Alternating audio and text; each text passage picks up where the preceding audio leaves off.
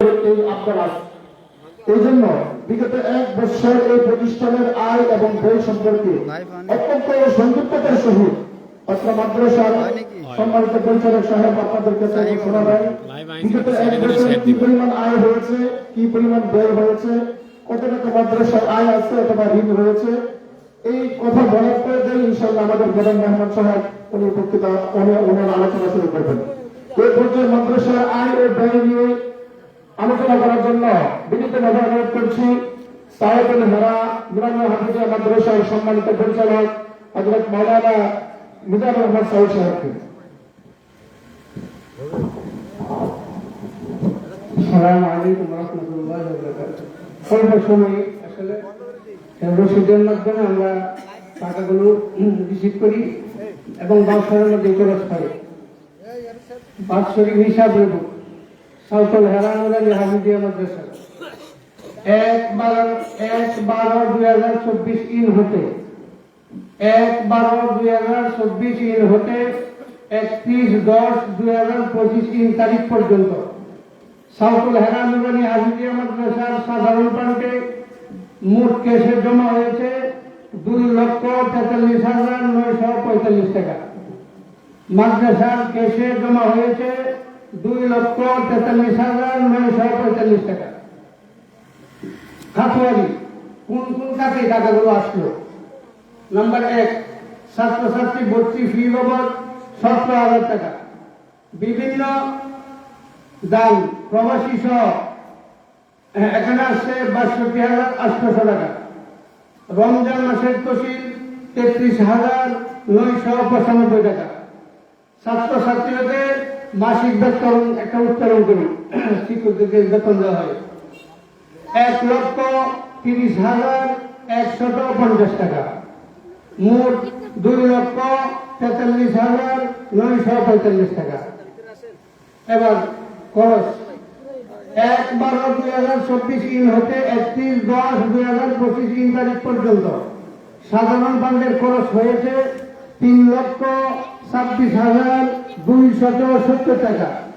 3 লক্ষ খরচ হয়েছে 3,26,270 টাকা। কাটুয়ারি কোন কোন খাতে আমরা খরচ করেছি? শিক্ষক বেতন 2,16,120 টাকা।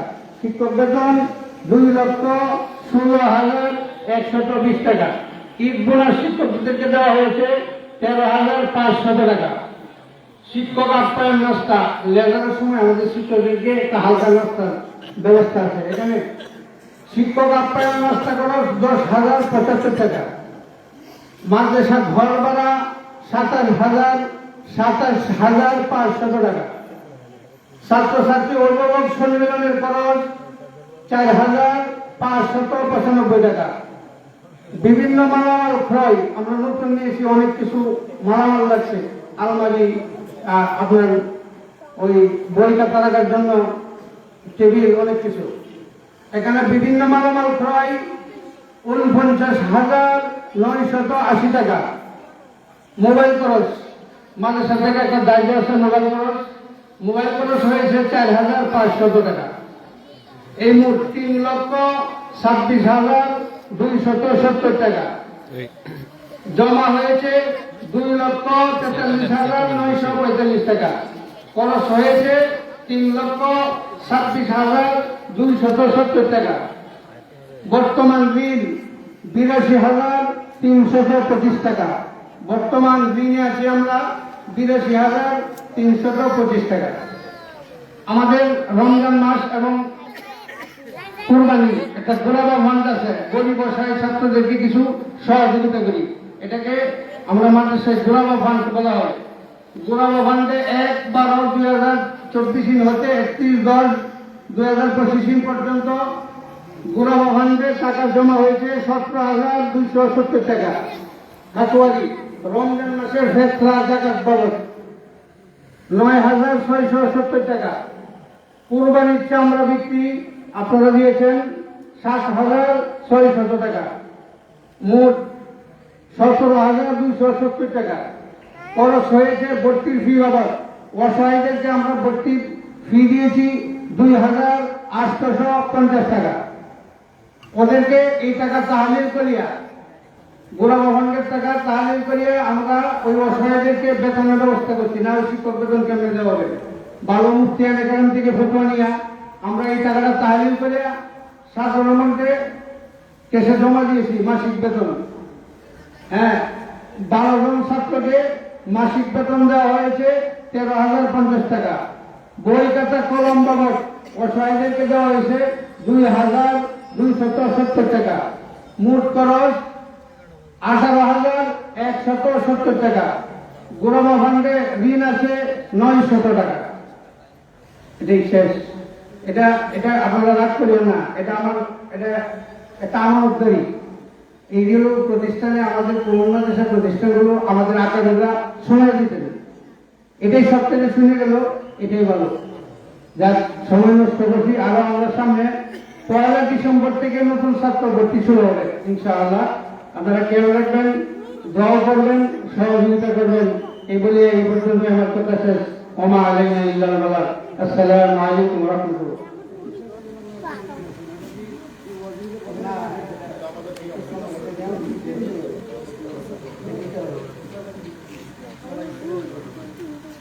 সম্মানিত উপস্থিতি, এ পর্যায়ে আপনাদের সামনে গুরুত্বপূর্ণ আলোচনা পেশ করবেন দারুল উলুম মঈনুল ইসলাম হাটাজারি মাদ্রাসার সাবেক শিক্ষক হযরতুল আল্লাম শাইখুল হাদিস হাফেজ মাওলানা মুফতি আতাউর রহমান সাহেব, হযরত মাওলানা মুফতি আতাউর রহমান সাহেব দামাত বরকাতুহু হযরতের গুরুত্বপূর্ণ আলোচনা পেশ করার জন্য ইন্তেজামিয়া কমিটির পক্ষ থেকে বিনীতভাবে অনুরোধ করছি।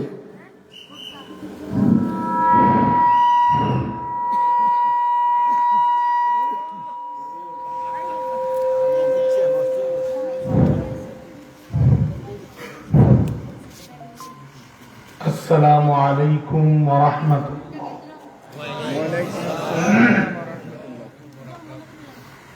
আপনারা সকলেই কেমন আছেন? আলহামদুলিল্লাহ। এই মাইকের দায়িত্বে যে আছো, ডিস্টার্ব করিও না ভাই। ইন্নাল হামদালিল্লাহ নাহমাদুহু ওয়া নাস্তাঈনুহু ওয়া নাস্তাগফিরুহু ونؤمن به ونتوكل عليه ونعوذ بالله من شرور أنفسنا ومن سيئات أعمالنا من يهده الله فلا مضل له ومن يضلل فلا هادي له ونشهد أن لا إله إلا الله وحده لا شريك له في ألوهيته ولا في معبوديته لا في محموديته ولا في مسجوديته لا في ملكه ولا في ملكه ولا في ملكوته لا في جبره ولا في جبروته لا في إعطائه ولا في إنعامه ولا في إحسانه ولا في امتنانه ونشهد أن محمدا عبده ورسوله الذي بعثه الله تعالى بالهداية والدراية والوقاية والأمانة والرياسة والقيادة صلى الله عليه وعلى آله وأصحابه وبارك وسلم تسليما كثيرا أما بعد فأعوذ بالله من الشيطان الرجيم بسم الله الرحمن الرحيم حتى إذا جاء أحدهم الموت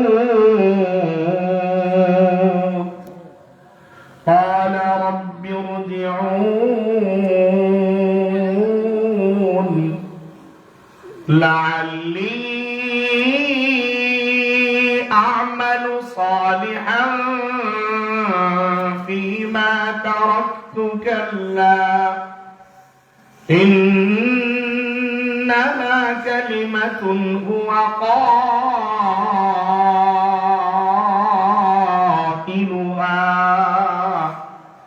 ومن ورائهم برزخ إلى يوم يبعثون صدق الله العظيم সকলে মুহাম্মদের সাথে দুরূদ ইব্রাহিম পাঠ করি اللهم صل على محمد وعلى آل محمد كما صليت على إبراهيم وعلى آل إبراهيم إنك حميد مجيد اللهم بارك على محمد وعلى آل محمد كما باركت على إبراهيم وعلى آل إبراهيم إنك حميد مجيد الحمد لله দিক ঠান্ডা সাউতুল হারা নুরানিয়া ওয়াহাবিজিয়া মাদ্রাসার উদ্যোগে আজকের প্রথম বার্ষিক ওয়াজ ও দোয়া মাহফিলের সম্মানিত মুরব্বিয়ানে কেরাম, এখানে অনেকেই বসা আছেন, জনপ্রতিনিধি যারা জনগণের খেদমত করেন, এবং উলামায়ে কেরাম, মুরব্বিয়ানে আযম, পর্দার আড়ালের মা ও বোনেরা, আল্লাহ রাব্বুল আলামিন এই যে রুটে গাড়ে বাড়িতে বিভিন্ন জায়গায় মানুষ বিভিন্ন কাজে ব্যস্ত আছে না নাই? কেউ মোবাইলে ব্যস্ত, কেউ চা খাইতেছে, আবার কেউ চার দোকানের সংসদ বসায় দেয়। এই যে বড় বড় রাজনীতিবিদ, এদেরকে ওরা রাজনীতিবিদ মনে করে না। চার দোকানের পাশে গেলে মনে হয় এরা বড় বড় সংসদ সদস্য আছে না নাই? কারণ ওইখানে তো মায়ের ভিড় নাই। এই যে যারা রাজনীতি করে কত টেনশন, কত যখন বিপরীত দল ক্ষমতায় থাকে বাড়ি করে টাকা যায় না, এরকম বিপদ আপদ আছে না নাই? চড়াই উত্তরায় অনেক কষ্ট করিয়া রাজনীতি করে, কিন্তু ওনারা চা রক্ষণ করে পান খায় আর লেকচার দেয়।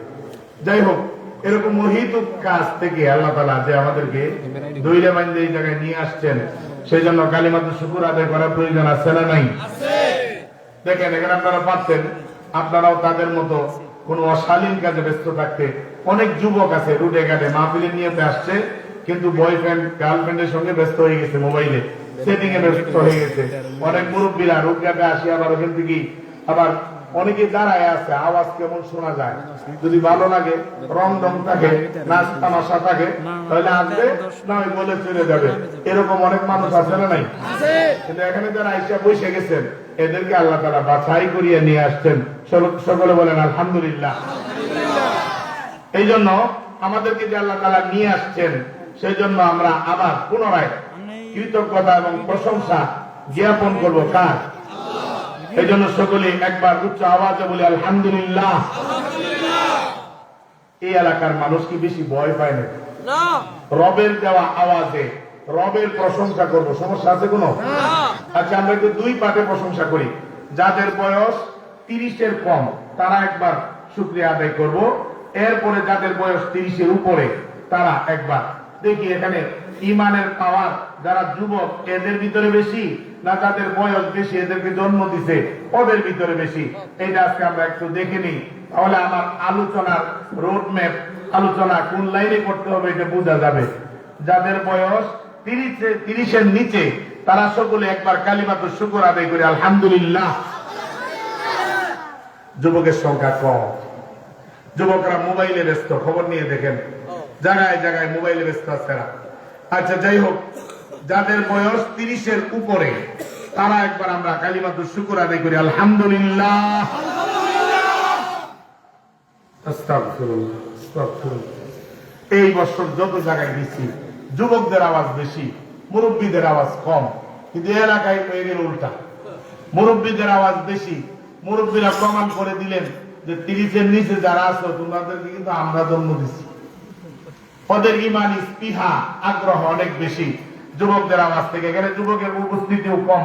যাই হোক, তাহলে আমরা যৌথভাবে যুবক আর বৃদ্ধ, কারণ কবরে যাওয়ার পরে, মাটির নিচে যাওয়ার পরে যুবক আর বৃদ্ধ, নেতা আর কর্মী, ইমাম আর মুয়াজ্জিন আর মুক্তাদি এইসবের কোনো পরিচয় থাকবে না। তখন পরিচয় একটাই থাকবে, কার আমল বেশি, কার নেক আমল বেশি, কার ঈমান কত মজবুত, কার মাওলার সঙ্গে সম্পর্ক বেশি, কার রাসূলের সঙ্গে সম্পর্ক বেশি। ওই পরিচয় অনুযায়ী কবরের জিন্দেগি আলমে বরজখ থেকে শুরু করে একেবারে জান্নাত জাহান্নাম পর্যন্ত ওই মূল্যায়ন চলবে। এই মূল্যায়ন সেই জায়গায় হবে না, দুনিয়ার মূল্যায়ন সেই জায়গায় নাই। এই জন্য সকলেই একসঙ্গে নেতা, নেতাকর্মী, ইমাম, মুক্তাদি, বক্তা, শ্রোতা সবাই মিলে দিন উজাড় করে মালিকের প্রশংসা, আকাশ পাতাল উজাড় করে আমরা একবার মালিকের শুকরিয়া আদায় করি আলহামদুলিল্লাহ। লিল্লাহি তাকবীর, লিল্লাহি তাকবীর। কোরআন সুন্নাহর আলো, কোরআন সুন্নাহর আলো। কিছুটা পরিবেশ হয়েছে আলোচনা, আরেকটু পরিবেশ হয়ে যাবে ওই যুবক গুলা যদি একটু আগায়া সামনে বসে যায়। এই যুবকরা উঠে যাও, সামনে আসো। আল্লাহ এই যুবক গুলার হায়াতে বরকত দান করেন। এরা যখন বড় হবে এদের জন্য একজন দিনদার সুন্দরী বিবির ব্যবস্থা করে দিয়েন। সকলে বলেন আমিন। এই যুবকরা সামনে আসেন। এই যে কোনায় এই অনেক মুরব্বীরা উঠতেছে, অনেক মুরব্বী উঠতেছে। আল্লাহ এই মুরব্বীর হায়াতে বরকত দান করেন। একটু আগায়া বসেন। আমার আলোচনাই তো শেষ, তাহলে ডর ভয়ের কিছু নাই, কোনো লস নাই। লস আছে নাকি? লস আছে। এই যে এখন থেকে কিন্তু শয়তানের প্রোগ্রাম শুরু হয়ে যাবে। ওই যে সীমানার বাহির থেকে শয়তান কিন্তু কাতারে কাতারে দাঁড়ায় গেছে, কোন শ্রোতারে উঠায়া এই সীমানা পার করানো যায়। আর এই জায়গায় কোরআন নিয়ে আমি বসে গেছি, আল্লাহ এই দিক থেকে ডাকতেছে বসানোর জন্য, শয়তান ওই পাশ থেকে ডাকতেছে আপনাদেরকে বের করার জন্য। আমার বয়ান শেষ হওয়া পর্যন্ত পরীক্ষা চলবে। মালিক দেখবেন কে পরীক্ষা উত্তীর্ণ হয়, কারা উইটা চলে যায়। মোবাইল তো চালায় ফজর পর্যন্ত, ক্লান্ত হয় না। যে কোরআনের আলোচনা শুনতে বসতো, শয়তানের শুধু মশওয়ারা যে উঠে যায়, উঠে যায়। শোনা যাবে কত ওয়াজ আছে, ওয়াজের কোনো অভাব নাই। ওয়াজ শোনা যাইব, আজকের মতো উঠে যা। কারণ শয়তানে জানে যদি ইত্মিনানের সাথে মুমিন বৈশা কিছু কথা শুনে যদি হেদায়েত হয়ে যায়, তাহলে তার এই চাকরি তো বন্ধ হয়ে যাবে। এই জন্য আমরা আজকে শয়তানকে দেখাই দিব আমরা আল্লাহর ডাকে সাড়া দিব না শয়তানের ডাকে সাড়া দিব। বলেন আল্লাহ ডাকে। এই জন্য যতক্ষণ আলোচনা চলে ততক্ষণ বলবো তো ইনশাল্লাহ। আশেপাশে যারা আছি দোকান পাটে, এই যুবক তোমাদেরকে বলি, হয়তোবা আজকের পরে তোমাকে কোনো রোডে ঘাটে পাওয়া যাইতে পারে, কোন পুকুরে মৃত অবস্থায় পাওয়া যাইতে পারে। আজকের পরে হয়তোবা দুনিয়া নাও দেখতে পারো। আজকের এই সুযোগটাকে, এই কোরআনের বাগানটাকে তুমি উজ্জীবিত করো, কোরআনের পক্ষে চলে আসো, মা মিলে চলে আসো। মা বোনরা দরে দরে যুবক বৃদ্ধ গুলাকে ময়দানে পাঠায় দেন, আপনাদেরকে আল্লাহ তাআলা সওয়াব দিবেন। এই উসিলায় অনেক স্বামী আছে স্ত্রীর হক আদায় করে না, আপনি বুঝাইয়া পায়ে ধরিয়া হাতে ধরিয়া মাহফিলে পাঠান। আল্লাহ যদি হেদায়েত দেয়, হয়তোবা ওই স্বামীটা ওই স্ত্রীর হক আদায় করতে পারবে কিনা বলেন? পারবে। এই জন্য কোরআনের আলোচনা শোনার দরকার আছে না নাই? আছে। বলে যে কোরআনের আলোচনা করার জন্য আপনাকে কে বলছে? কোরআনের আলোচনা স্বয়ং আল্লাহ রাব্বুল আলামিন বলেছেন সূরাতুল যারিয়াত, হিফজুল কোরআন 27 নম্বর পারা, তার 2 নম্বর পৃষ্ঠার 3 লাইন নিচে আল্লাহ রাব্বুল আলামিন বলেন ওয়াদাক্কির ফাইন্নাদ যিকরা তানফাউল মুমিনিন। আল্লাহ রাব্বুল আলামিন বলেন আমার হাবিব আপনি আলোচনা করেন, আপনি নসিহত করেন, আপনি উপদেশ দেন, যাদের ভিতরে ঈমান আছে, যাদের ভিতরে কি আছে তারা এই নসিহত কবুল করবে, আর যাদের ভিতরে প্রকৃত ঈমান নাই তারা দোকান পর্যন্ত আসবে কিন্তু মাহফিল পর্যন্ত আসতে পারবে না। তারা ঘর থেকে বের হবে ওয়াজ শোনার জন্য, কিন্তু শয়তান 10-15টা তাকে ঘেরাও দিয়ে ধরবে, এই মোবাইলটা চেক দিয়ে আজকে খবরাখবর কি চলে, বাবুল সরকারের খবর কি দেখ, কোন হুজুরের কি খবর, কোন রাজনীতিবিদের কি খবর, ফেসবুকটা একটু চেক দে, চেক দিতে দিতে বয়ান শেষ, আছে না নাই?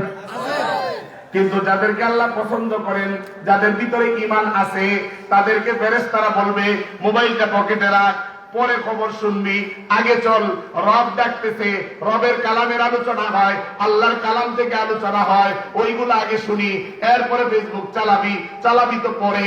এরকম মানুষ এখানে আছে না নাই? এই জন্য মুরব্বিয়ানে কেরাম, যুবক ভাইয়েরা, আলোচনাগুলি অত্যন্ত গভীরভাবে শুনতে হবে, দিল দিয়ে শুনতে হবে, শুধুমাত্র এই কান দিয়ে শুনলে হবে না। আরে ভাই, এই কানটা তো গাদ্দার, এই কান এটা গাদ্দার, এই চোখ দিয়ে শুনলে হবে না, অন্তরে চোখ দিয়ে শুনতে হবে, চোখ এটা গাদ্দার, এই জবান এইটা দিয়ে যে আমি বলি, এইটা দিয়ে বললে হবে না, আমাকেও অন্তর দিয়ে বলতে হবে।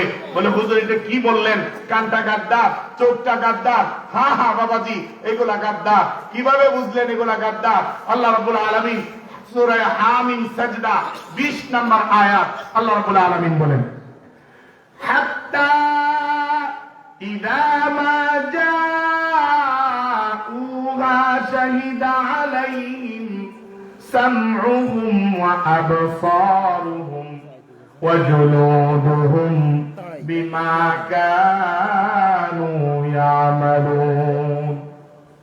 আল্লাহ রাব্বুল আলামিন বলেন, কাল কিয়ামতের দিন আমি মনে করি এই কানগুলো আমার না, না এই কানগুলো আমার নয়।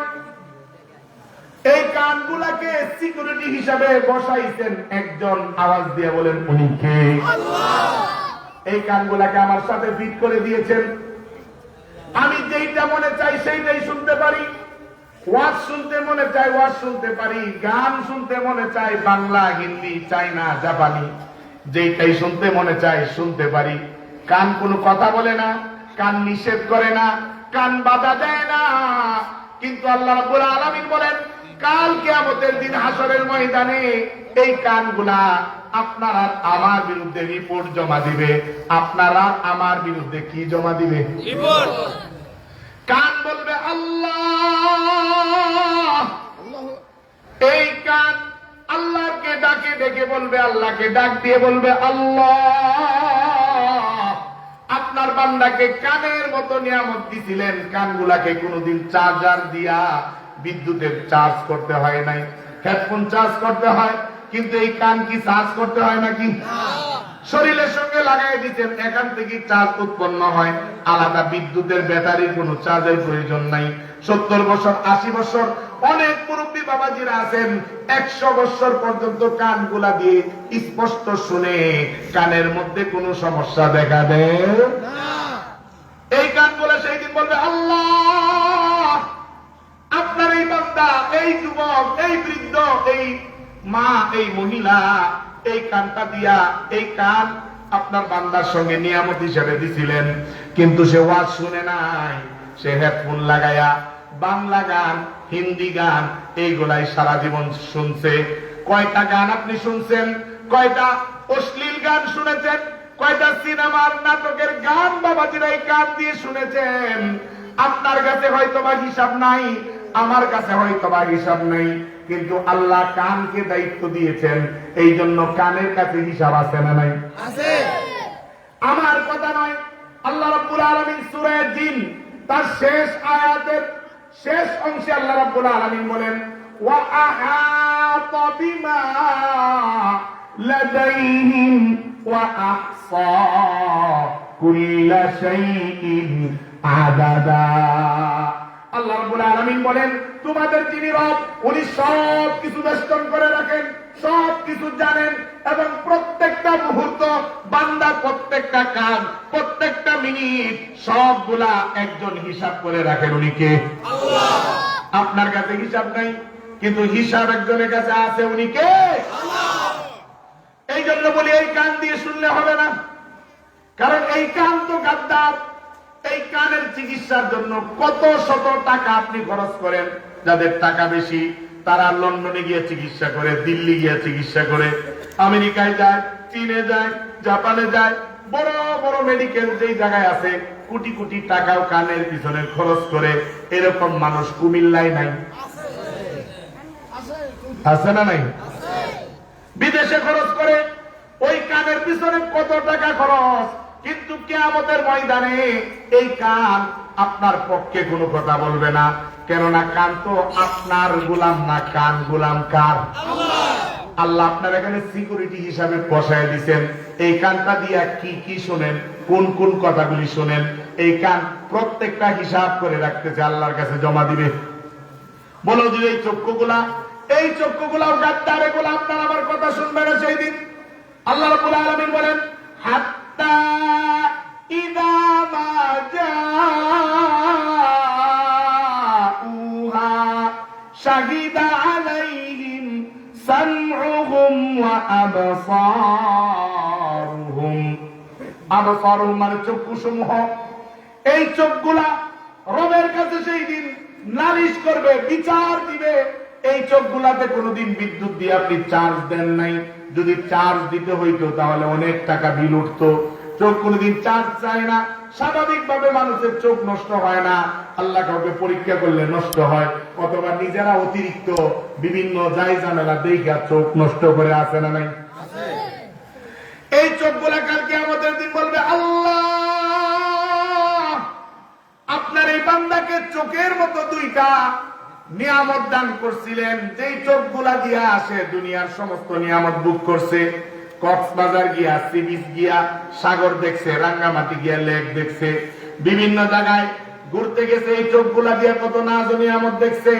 কিন্তু আপনার কোরআন দেখার সময় হয় নাই, ওয়াজ মাহফিল উলামায়ে কেরামের চেহারা দেখার সময় হয় নাই।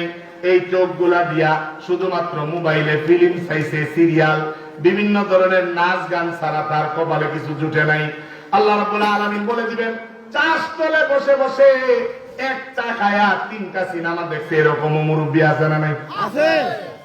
আল্লাহ রাব্বুল আলামিনের কাছে এই চোখগুলা রিপোর্ট দিবে সেদিন, আল্লাহ এই চোখগুলা ব্যবহার করিয়া এই বৃদ্ধ লোকটা চাষ তলে বসিয়া 15-20 বছর ধরিয়া শত শত হাজার হাজার নাটক আর ফিল্ম দেখছে। এই চোখগুলা সেই দিন বলবে, এই যুবক ভাইরা খেয়াল করে শুনেন, যে এই যুবকে শীতের দিন উপরে কম্বল দিয়া খাতা দিয়া অশ্লীল মহিলার উলঙ্গ অর্ধ উলঙ্গ ছবিগুলাই চোখ দিয়া চাইছে, আল্লাহ দুনিয়াতে আর তাবে বানায় দিছে, আমি কিছু বলতে পারি নাই, নিষেধ করতে পারি নাই। আমাকে দিয়া কত শত মহিলার নগ্ন ছবি এই চোখটা দিয়ে আপনার বান্দা দেখছে, সবগুলার হিসাব আমার কাছে আছে।